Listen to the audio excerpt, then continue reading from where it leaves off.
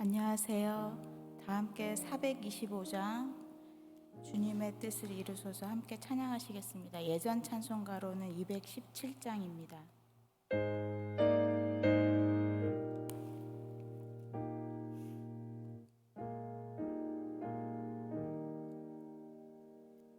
주님의 뜻을 이루소서 고요한 중에 기다리니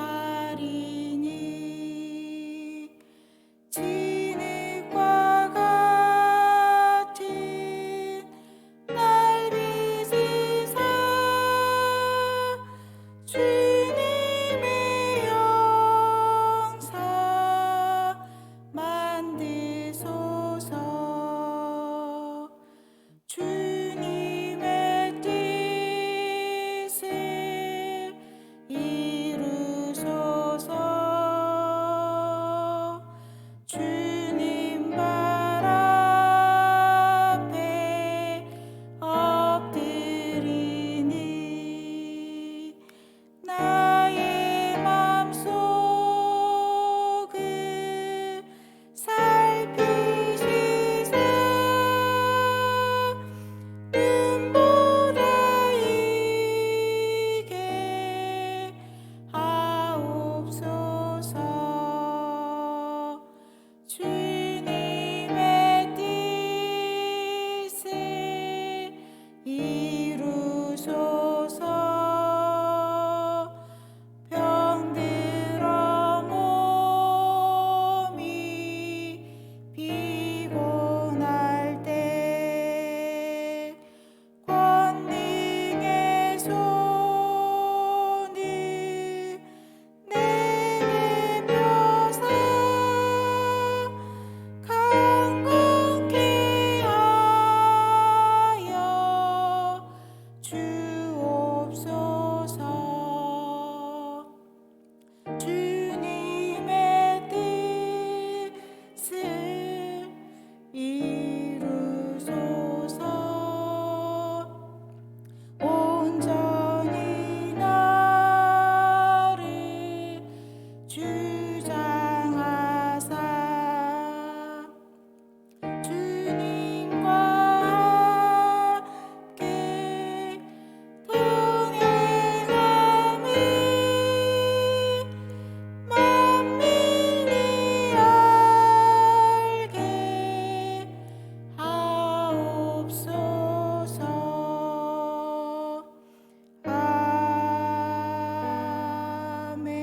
아멘. 기도하시겠습니다. 하나님, 참 감사합니다. 이렇게 새 날을 허락하여 주시고 또 새로운 호흡을 허락하여 주셔서 감사합니다. 오늘 아침을 깨우시고 또 하루를 살아가게 하신 그 하나님의 온전하신 뜻이 이루어지는 그러한 하루가 되기를 원합니다. 하나님, 우리의 마음과 생각이 그 주님의 뜻을 바라보게 하여 주시고 우리의 눈이 하나님께서 행하시는 그 일들을 따라갈 수 있도록 인도하여 주시옵소서.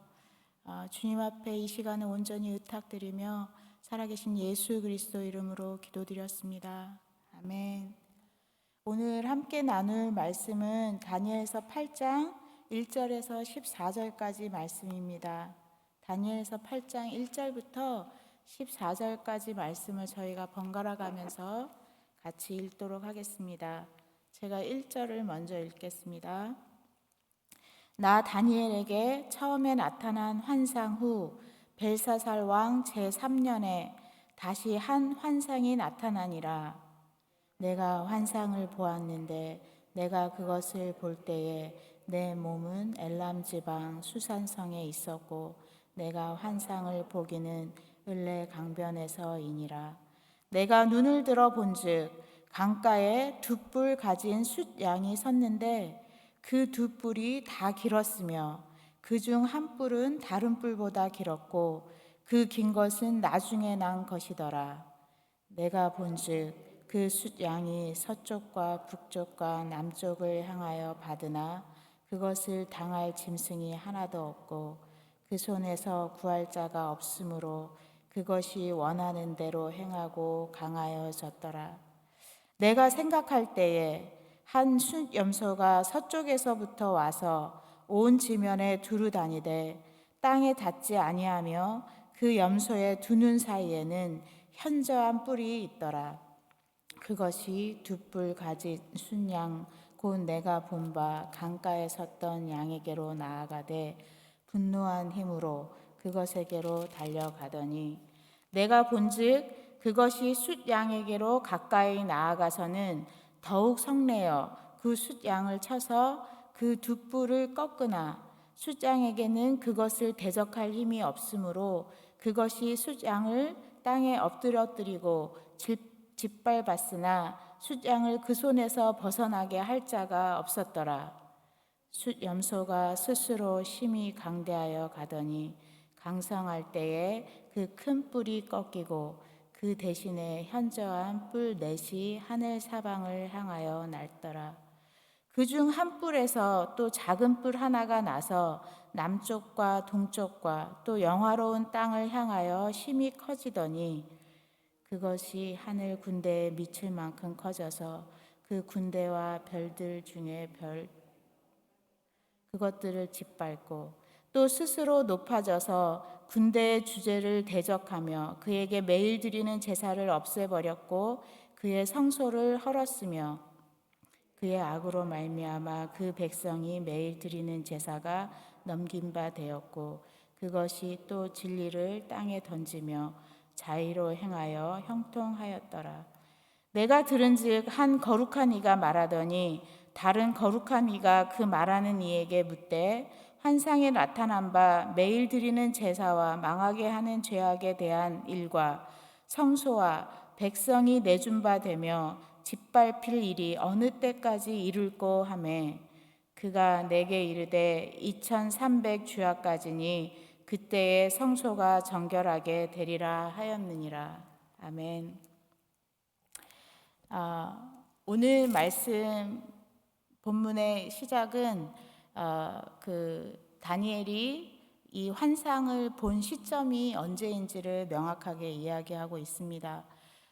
저희가 이제 지금 다니엘을 쭉 묵상해 오면서 사실 벨사살 왕에 대한 이야기는 다니엘서 5장에서 우리가 묵상을 한 바 있습니다. 그래서 다니엘서 5장에서 그 벨사살 왕이 연회를 베풀면서 그때 예루살렘에서 가져왔던 그 성전에서 가져왔던 성전 기구들을 가지고 그 잔치에 사용하는 그때에 그 손가락이 나타나서 그 바벨론의 멸망에 대해서 예언했던 그 내용을 우리가 다니엘서 5장에서 묵상을 했었고 그 5장 30절에 보면 그날 밤에 갈대아 왕 벨사살이 죽임을 당하였고 메대 사람 다리오가 나라를 얻었는데 그때 다리오는 62세였더라 이러면서 다니엘서 5장에서 이미 바벨론의 멸망 그리고 메대 사람 다리오가 왕으로 세워지는 그리고 6장에서 그 다리오 왕 때에 있었던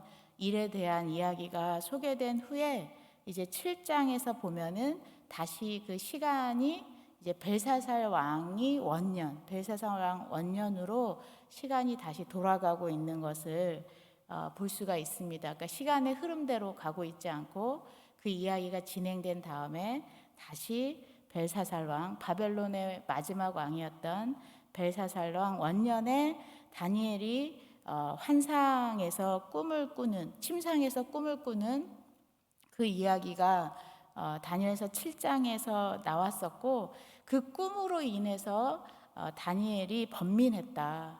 그러니까 그 꿈의 내용에 대해서 그 너무 무서운 짐승, 그러니까 4개의 짐승이 나타나는데 그 너무 무서운 4번째 짐승 때문에 근심하는. 그래서 그 7장 15절에 보면 나 다니엘이 중심에 근심하며 내 머릿속에 환상이 나를 번민하게 한지라. 그래서 그 환상을 본 후에 어떤 그런 다니엘의 반응 속에서 이제 하나님께서 그 부분을 이제 해석해 주는 이제 그러한 내용들이 나오는데, 오늘 8장에서 그 벨사살 왕 원년의 그 환상을 본 이후에 오늘 8장에 보면은 벨사살 왕 제3년에 다시 한 환상이 나타났다라고 이야기하고 있습니다. 그래서 이 벨사살 왕 제3년에 있었던 이 환상은 앞에 그 다니엘서 7장에서 나오는 벨사살 왕 원년에 그 하나님께서 다니엘에게 보여주셨던 환상과 별개의 환상이라기보다는 사실 그거와 연결해서 하나님께서 계속해서 다니엘에게 이 지금 다니엘이 살아가고 있는 시대는 바벨론 시대거든요. 그래서 이 바벨론 시대 이후에 그 시대들이 어떻게 전개될 것인지에 대해서 역사의 주관자 되신 하나님께서 분명하게 다니엘에게 역사의 그 진행을 보여주고 있는 것을 볼 수가 있습니다. 그래서 오늘 그 두 번째 다니엘이 벨사살 왕 제3년에 보게 된 환상에 대해서 이제 내일 이 꿈에 대한 해석이 좀 더 자세히 나오는데, 오늘 이제 본문을 좀 더 이해하기 위해서 제가 이제 내일 해석에 나오는 부분도 있지만 그 부분을 같이 살펴보면서 그 본문을 좀 이해하는 시간을 갖도록 하겠습니다. 그래서 이제 8장 1절에 보시면 나 다니엘에게 처음 나타난 환상 후, 그러니까 다니엘서 7장의 이야기죠. 벨사살 왕 제3년에 다시 한 환상이 나타나니라.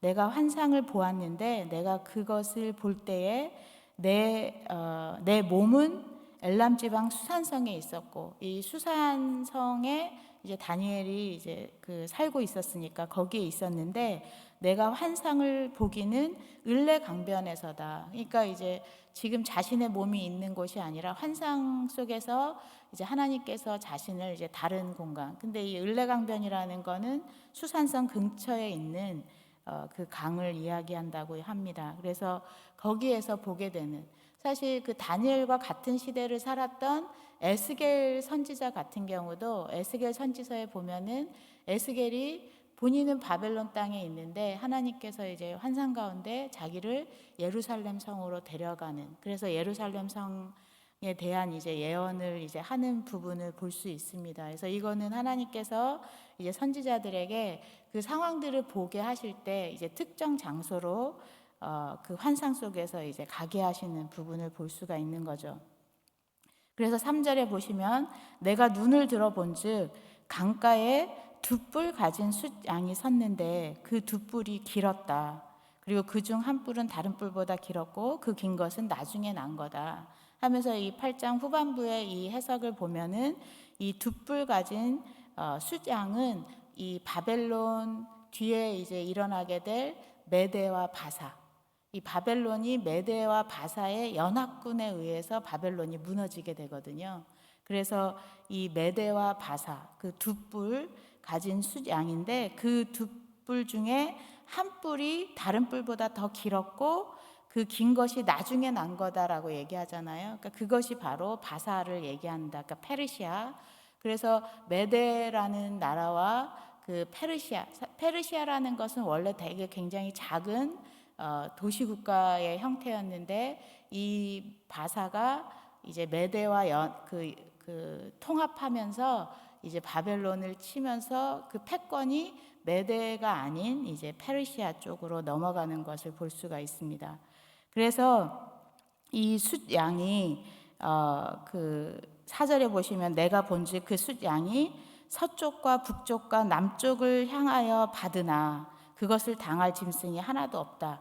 그러니까 지금 메데바사 연합군이 일어나서 그 서쪽과 남쪽과 북쪽을 받았다는 얘기는 뭐예요? 이 나라가 이제 동쪽에서부터 이제 서쪽을 향해서 진격하는 이제 그 모습을 우리가 생각할 수가 있습니다.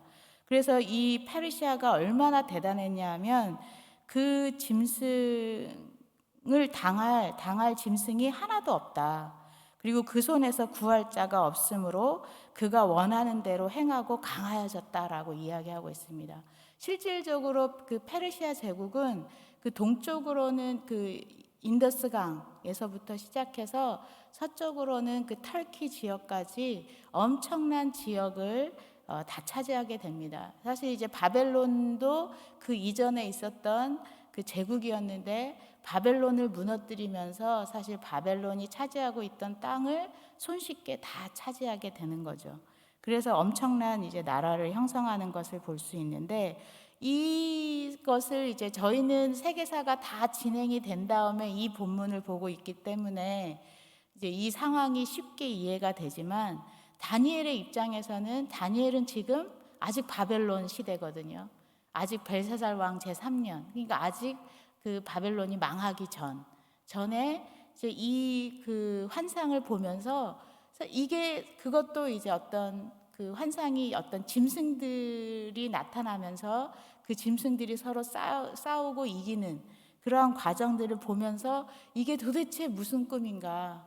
그러니까 분명히 7장에서 이거는 앞으로 일어날 왕들에 대한 이야기다라고 이야기했지만, 이 왕들에 대한 이야기라는 거는 나라의 패권이 바뀌는 걸 얘기하는 거거든요. 그래서 이 어떤 나라들의 변화, 이 세계의 패권이 변화될 거에 대한 이야기라는 거를 짐작할 수는 있지만, 이게 구체적으로 어떤 의미인지, 그리고 하나님께서 이거를 왜 자신에게 보여주고 있는지, 이러한 부분에서 여러 가지 생각들이 많았을 텐데, 그 5절에 보면은 다니엘이 내가 생각할 때에, 그러니까 이 두 뿔을 가진 숫 양에 대해서 보면서도 이게 도대체 무슨 얘기일까?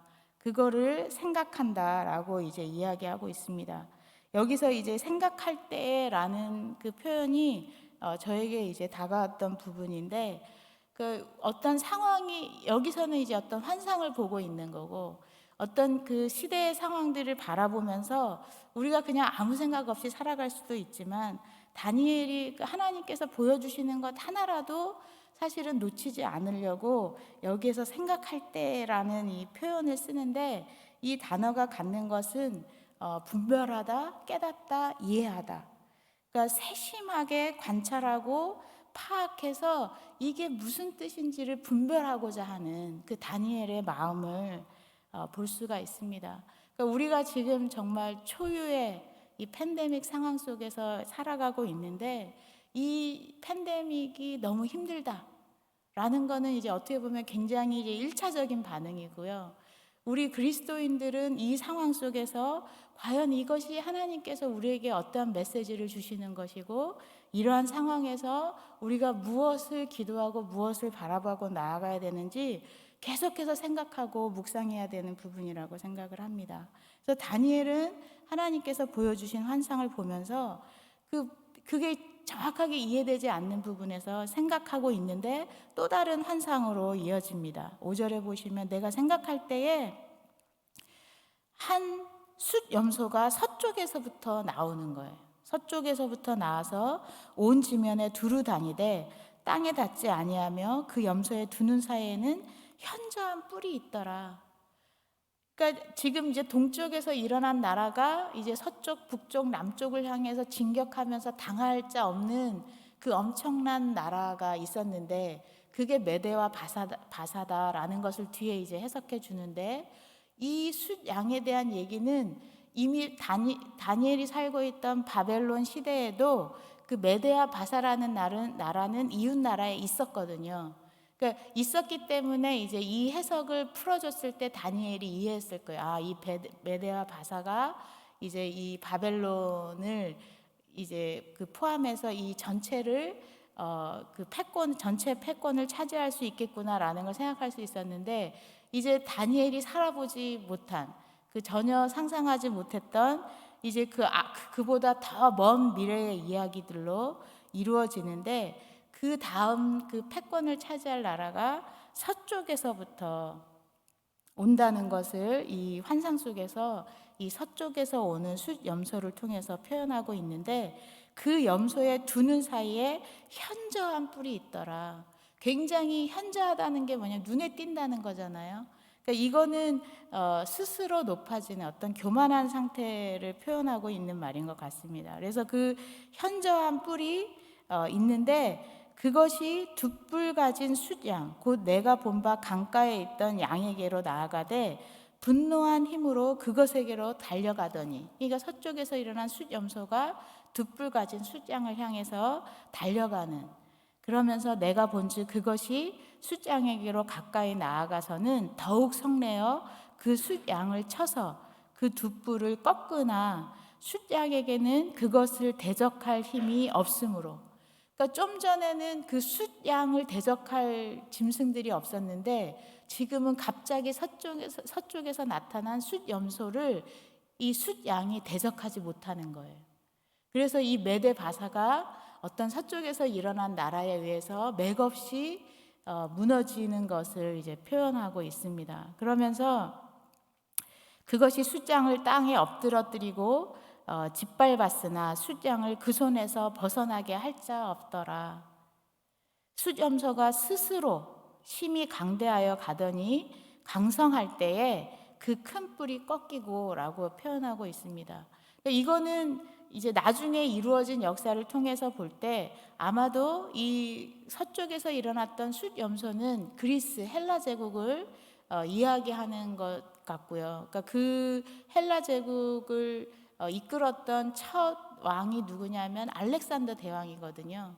그러니까 이 알렉산더 대왕이 여기서 얘기하는 그 큰 뿔, 그 큰 뿔이 갑자기 강성하여 가다가 갑자기 그 큰 뿔이 꺾였다는 거예요. 실질적으로 알렉산더가 이 페르시아를 완전히 점령해서 그 인더스강까지 갔는데 그 헬라 제국의 군인들이 그 오랜 기간의 전쟁 때문에 지쳐서 더 진격하지 못하고 거기에서 이제 회군하는 것이 역사의 기록에 있는데, 그 회군하는 중에 알렉산더 대왕이 어떻게 죽었는지에 대해서는 여러 가지 설이 있지만 어쨌든 갑작스럽게 그 질병으로 인해서 죽은 것으로 생각이 됩니다. 그러니까 그 어떤 10년 만에 그 페르시아 제국을 다 휩쓸었던 이 알렉산더 대왕이 갑자기 죽게 되면서 사실은 그 헬라 제국 입장에서는 완전히 너무 당황스러운 상황이죠. 그래서 그 큰 뿔이 꺾이고 난 후에 그 대신에 현저한 뿔 넷이 하늘 사방을 향하여 났더라. 그래서 실질적으로 알렉산더 대왕의 부하들이 그 헬라 제국을 나누어서 차지하게 됩니다. 그래서 크게는 이제 그 7명의 그 부하들이 있었는데 그 부하들이 그 헬라 제국을 나누어서 다스리는데 서로 이제 그 싸우면서 그 땅을 차지하는 게 결국은 어떻게 재편되냐 하면 4개로 나뉘어서 재편되는 것을 이제 그 나중에 볼 수 있는데, 여기에서 다니엘이 이미 환상 속에서 그 현저했던 큰 뿔이 꺾이고 나서 나중에 현저한 뿔 넷이 나타나는 것을 이제 보게 됐다는 거죠. 그러면서 그중 한 뿔에서, 여기에서 이제 하나님께서 다니엘에게 그 보여주시는 부분이 뭐냐면 그 4개로 나누어진 그 제국, 그 헬라 제국의 4개의 나라 중에 그 하나의 왕조에 집중해서 보여주는 것을 볼 수가 있습니다. 그래서 그중 한 뿔에서 또 작은 뿔 하나가 나서, 그러니까 이 작은 뿔이 났다는 것은 아마 그 8절에서 큰 뿔이 꺾였다라는 것과 이제 대조하면서, 그러니까 알렉산더 대왕만큼 대단하진 않지만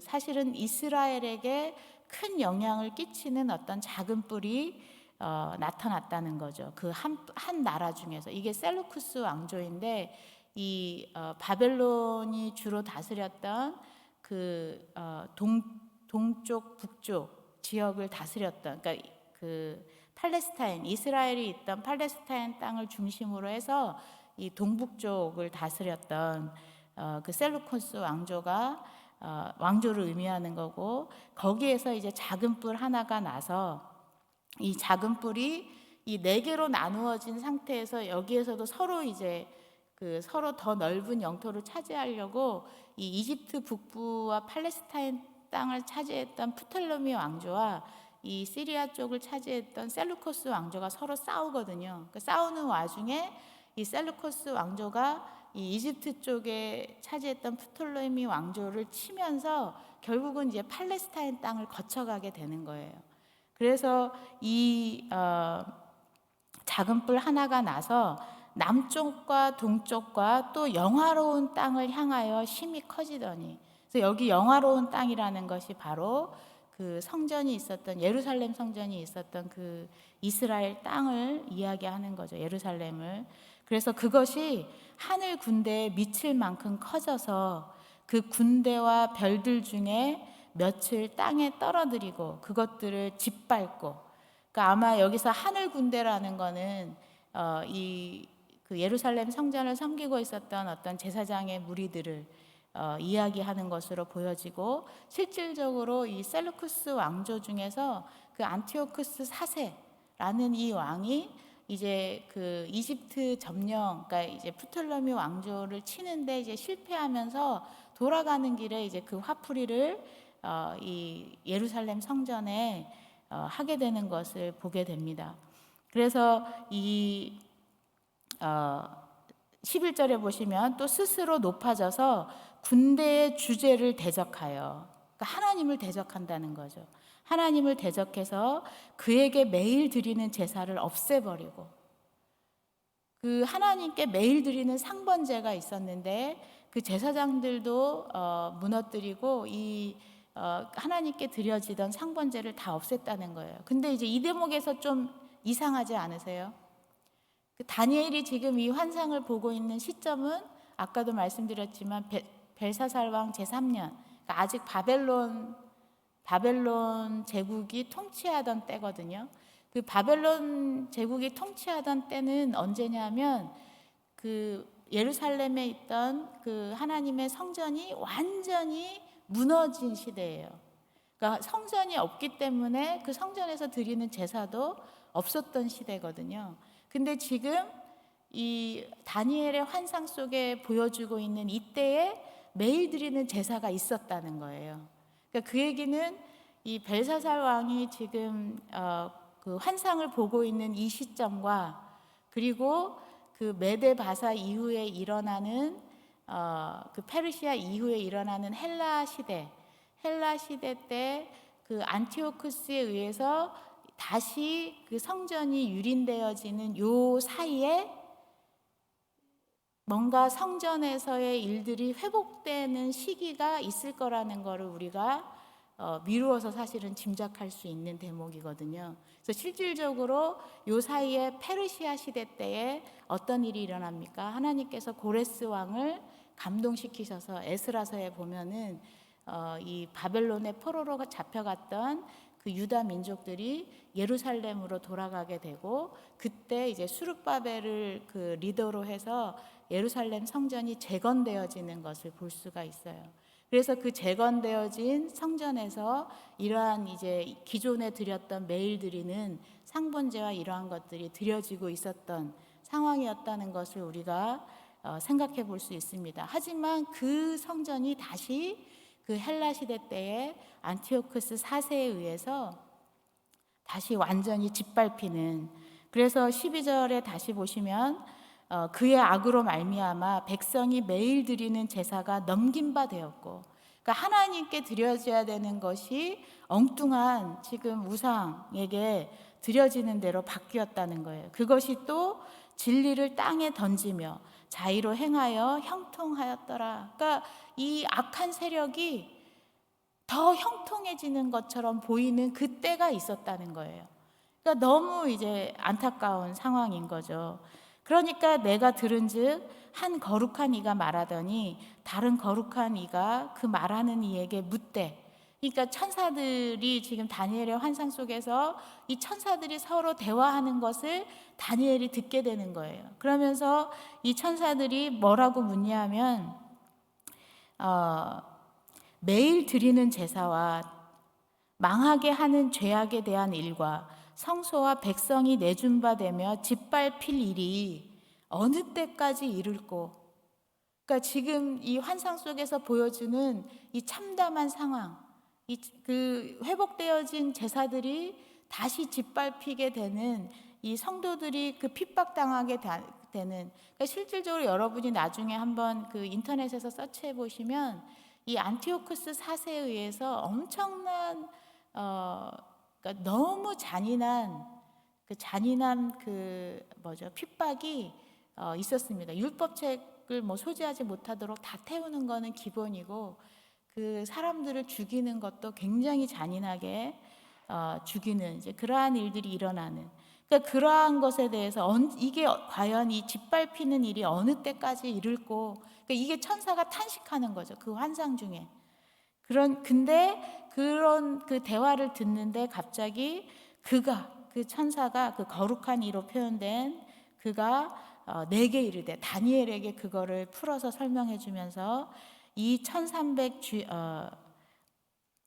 내게 이르되 2300 주야까지니 그때의 성소가 정결하게 되리라 하였느니라. 그래서 2300 주야, 이거에 대해서 이제 학자들이 해석을 이제 7년이라고 해석하는 학자들도 있고 3년 반으로 해석하는 학자들도 있는데, 어쨌든 그게 7년이든 3년 반이든, 근데 3년 반을 지지하는 학자들이 더 많다고 합니다. 그래서 그게 7년이든 3년 반이든 이거를 어느 시점에서부터 볼 거냐의 문제인데, 그 중요한 거는 이 성전이 유린당하지만 다시 그 회복되어지는 일이 역사적으로 실질적으로 있었다는 거예요. 그게 이제 그 BC 164년에 있었던 마카비 혁명을 통해서 이 안티오크 4세에 의해서 완전히, 그러니까 제사장이 그 폐위되고 거기에 이제 그 제우스의 신상 제단이 세워지고 거기에 돼지로 제사를 드리는, 완전히 하나님의 제단을 멸시하는 그러한 일들이 일어났지만, 그 일들이 완전히 끝나고 정결하게 되는 일이 마카비 혁명 때에 일어나는 것을 볼 수가 있습니다. 그래서 지금 오늘 우리가 1절에서부터 14절까지 쭉 보면서 다니엘이 살고 있는 시점은 바벨론 시대지만, 이 다니엘에게 하나님께서 앞으로 일어날 세대들, 메데 바사, 그러니까 페르시아 제국과 그 후에 일어날 헬라 제국, 그리고 이 헬라 제국에 의해서 또다시 이 성도들이 고난의 때가 임하는 그거를 보여주면서, 하지만 그때가 계속해서 이어지는 것이 아니라 그 정해진 날까지 있고, 다시 하나님께서 그 백성들을 돌보시는, 그래서 그 때가 이루어지는 역사에 대해서, 다니엘 이후에 수백 년의 역사에 대해서 하나님께서 보여주시는 것을 볼 수가 있습니다. 오늘 말씀을 마무리하면서 하나님께서 이러한 그 역사의 흐름들을 다니엘에게 보여주시는 이유가 뭘까요? 그러니까 다니엘이 내가 지금 살아가고 있는 세대에서, 그러니까 우리는 그냥 오늘을 잘 살자 이러면서 사실은 살아가는, 그 오늘에 충실하게 살아가는 것도 필요할 텐데, 하나님께서 다니엘에게 그 앞으로 올 세대들을 보여주면서 하나님께서는 우리에게, 오늘날을 살아가고 있는 우리에게 어떠한 메시지를 던지고 있을까요? 그것을 오늘 한번 묵상해 보기를 원합니다. 우리는 오늘을 충실하게 살아가야 되는 사람들이지만, 하나님께서 이 역사를 어떻게 이끌어 가시는지에 대해서 항상 주시해야 되는 사람들이라는 것을 잊어서는 안 될 것입니다.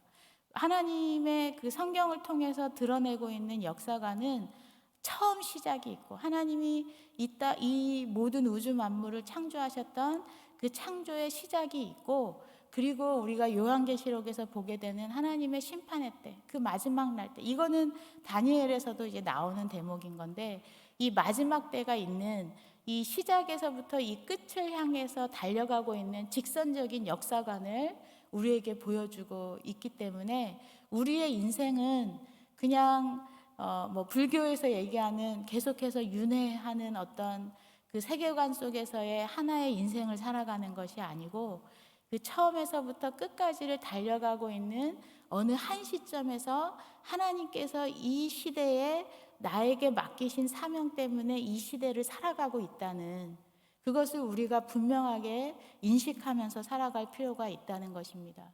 그래서 이 시간은 한번 지나가면 다시 오지 않을 시간이고, 이 시간을 하나님께서 나를 이 땅에 부르신 그 부르심의 소명에 합당하게 살아갈 때에 하나님의 뜻이 이루어지는 과정 속에 우리가 참여하는, 내가 그 일에 참여하지 않는다고 해서 하나님의 뜻이 어떻게 달라지지는 않아요. 하나님은 결국은 하나님께서 계획하신 대로 그 일들을 이루어 가시는 것을 다니엘에게 분명하게 보여주고 계시는 겁니다.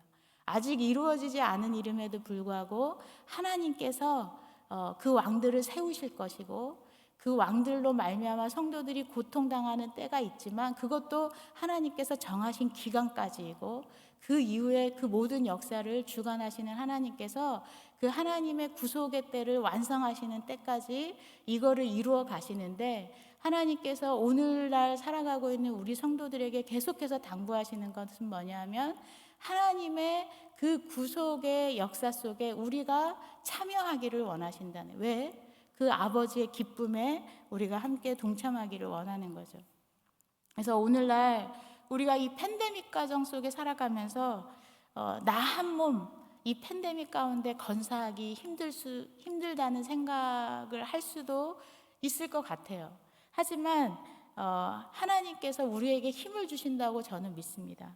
우리에게 이 내 한 몸 건사하기 힘들다 수준에 머무르는 것이 아니라, 내 한 몸을 건사할 뿐만 아니라 하나님이 그 내 주변에서 그 구속의 역사들을 이루어가기 위해서 우리에게 동참을 요구하시는, 동참을 호소하시는 그러한 영역이 분명히 있다는 거죠. 우리의 가족의 영역, 우리 이웃의 영역, 내가 알지 못하는 어떤 선교지의 영역, 그게 어디든 상관없이 하나님께서 이 모든 그 앞으로 될 일들을 다니엘에게 보여주는 이 메시지를 통해서 우리에게도 지금 오늘의 우리가 이제 어떤 시선을 이렇게 멈추고 있는 것이 아니라 하나님이 앞으로 이끌어 가실 그 날들을 바라보면서 그 시점 어딘가에 하나님께서 나를 부르시는 그 자리를 충성되이 감당하는 그러한 저희들의 삶이 오늘을 통해서 이루어지는 것을 하나님께서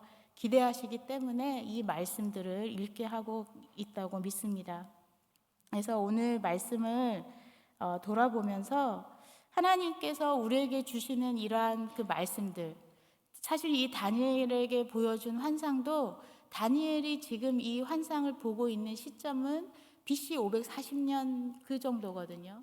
그 BC 540년대인데 이 일이 이루어지는 거는 200년, 300년 그 이후의 일이에요.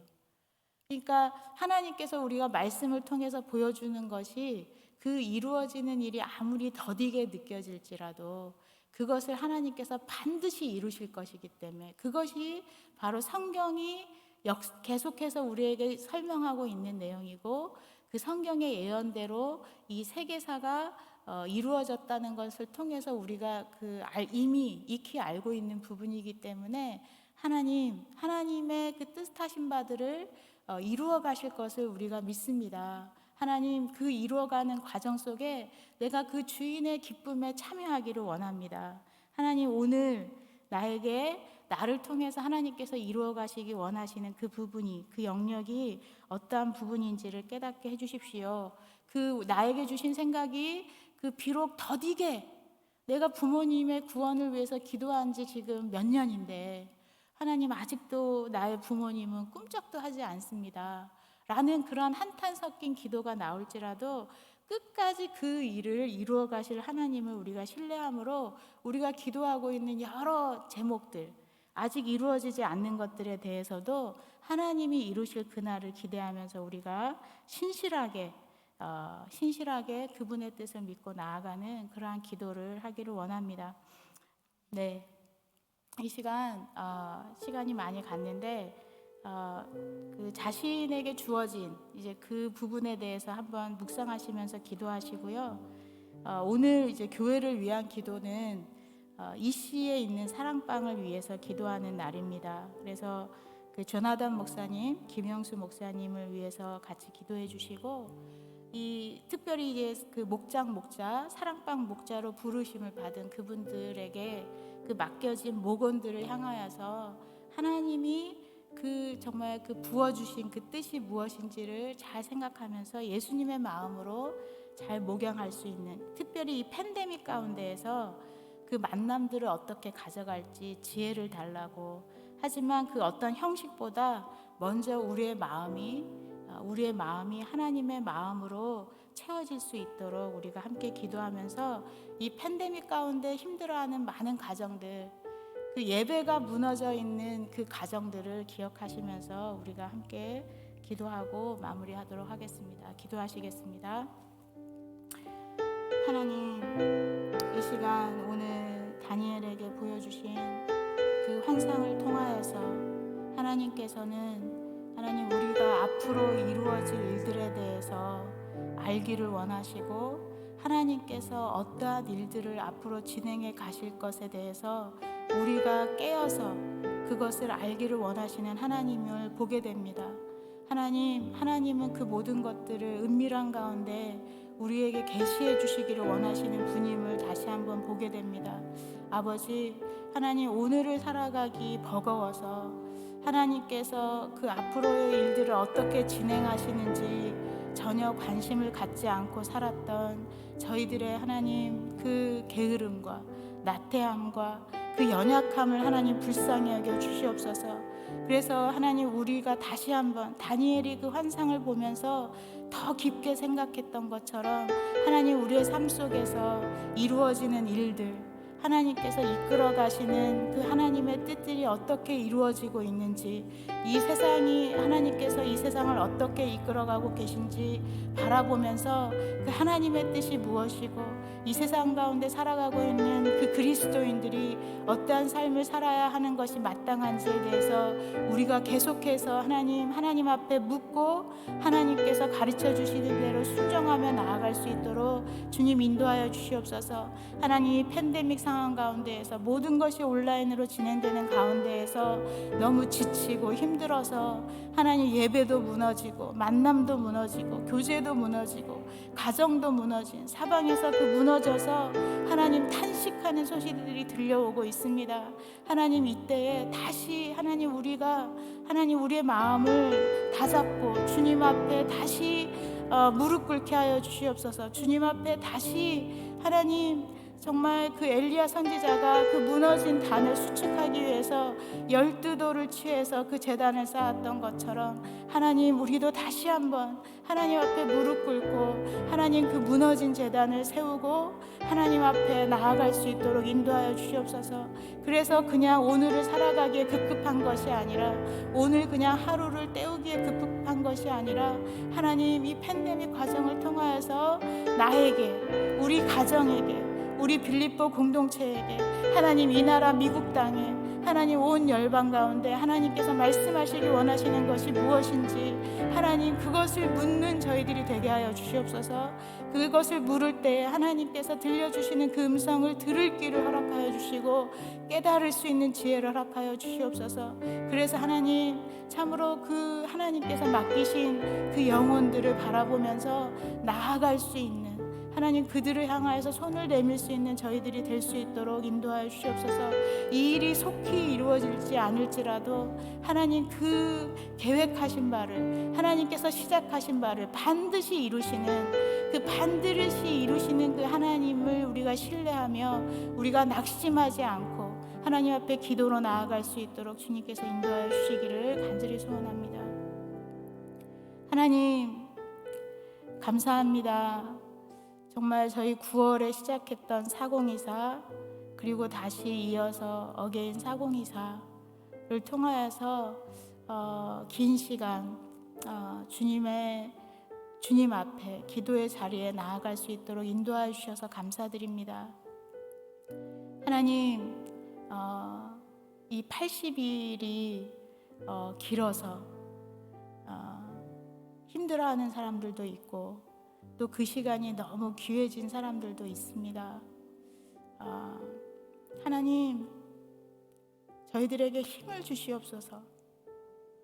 하나님, 하나님 앞에 나아가는 그 자리가 우리를 지치게 하는 자리가 아닌데, 하나님, 우리 가운데 정말 그 하나님 앞에 나아가는 그 기도의 자리가 정말 사모해서 나아가는 자리가 될 수 있도록 인도해 주시고, 그게 그냥 우리의 일상이 될 수 있도록 인도하여 주시옵소서.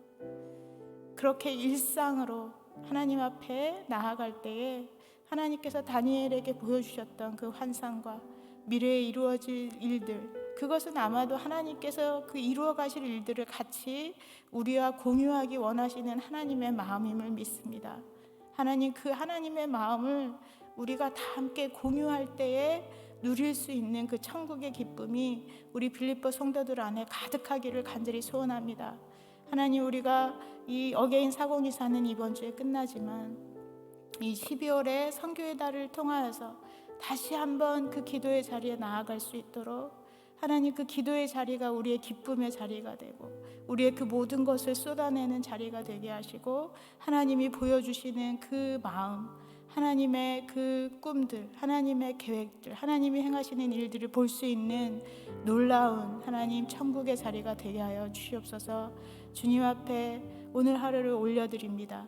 오늘 하루도 정말 하나님께서 보여주시는 하나님 그 말씀 속에서 그 하나님의 뜻을 우리가 분별하여 알 수 있는, 깨달아 알 수 있는, 하나님의 뜻을 이해할 수 있는, 그래서 그 하나님의 일에 참여하는 기쁨을 누리는 그러한 하루가 되기를 간절히 소원하오며 살아계신 예수 그리스도 이름으로 기도드렸습니다. 아멘.